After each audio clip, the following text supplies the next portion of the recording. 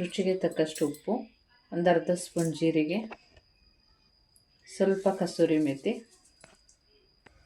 ಇದಕ್ಕೆ ತುರಿದಿಟ್ಕೊಂಡಿರೋಂಥ ಫ್ರೆಶ್ ಆಗಿರೋ ಒಂದು ಅರ್ಧ ಹೋಳು ತೆಂಗಿನಕಾಯಿ ಹಾಕೋತಾ ಇದ್ದೀನಿ. ಇದು ಬೇಡ ಅಂದರೆ ಸ್ಕಿಪ್ ಮಾಡ್ಕೊಳ್ಳಿ, ಚೆನ್ನಾಗಿರುತ್ತೆ ಟೇಸ್ಟ್. ಮತ್ತು ಒಂದು ಕ್ಯಾರೆಟು, ಅದನ್ನು ಕೂಡ ತುರಿದಿಟ್ಕೊಂಡಿದ್ದೀನಿ. ಇದಕ್ಕೆ ಸಣ್ಣಕ್ಕೆ ಹೆಚ್ಚಿಟ್ಕೊಂಡಿರೋಂಥ ಕೊತ್ತಂಬರಿ ಸೊಪ್ಪು.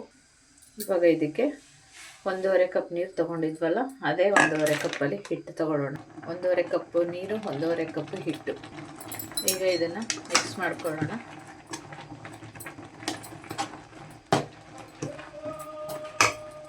ಗ್ಯಾಸ್ ಆಫ್ ಮಾಡಿ ಹಾಗೆ ಒಂದು 5 ನಿಮಿಷ ಮುಚ್ಚಿಟ್ಬಿಡೋಣ. ಇವಾಗ ಇದನ್ನು ಚೆನ್ನಾಗಿ ನಾದ್ಕೊಳ್ಳೋಣ.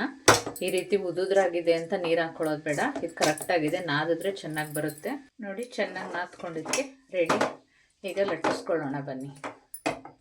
ಫಸ್ಟು ಹೀಗೆ ಕೈಯಲ್ಲಿ ಮಾಡಿಕೊಂಡು ಕೆಳಗಡೆ ಡ್ರೈ ಹಿಟ್ಟು ಹಾಕ್ಕೊಂಡು ಆಮೇಲೆ ಲಟ್ಟಿಸ್ಕೊಳ್ಳಿ, ಆವಾಗ ಸೀಳು ಬಿಟ್ಕೊಳ್ಳಲ್ಲ. ಈಗ ಈ ಥರ ಲಟ್ಟಿಸ್ಕೊಳ್ಳಿ. ಬಿಗಿನರ್ಸ್ ಕೂಡ ಆರಾಮಾಗಿ ಮಾಡ್ಬೋದು, ತುಂಬ ಸುಲಭವಾಗಿ ಬರುತ್ತೆ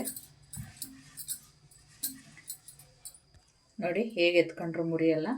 ಇದನ್ನು ತವದ ಮೇಲೆ ಹಾಕ್ಕೊಳ್ಳೋಣ. ಸ್ವಲ್ಪ ಎಣ್ಣೆ ತೊಳ್ಕೊಂಡು ರೊಟ್ಟಿ ಹಾಕ್ಕೊಳ್ಳೋಣ.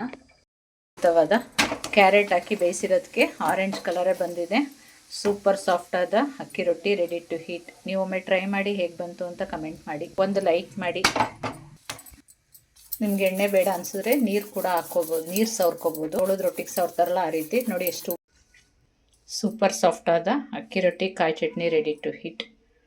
ಈ ವಿಡಿಯೋ ಇಷ್ಟ ಆದಲ್ಲಿ ಲೈಕ್ ಮಾಡಿ, ಶೇರ್ ಮಾಡಿ, ಸಬ್ಸ್ಕ್ರೈಬ್ ಮಾಡಿ. Thank you so much.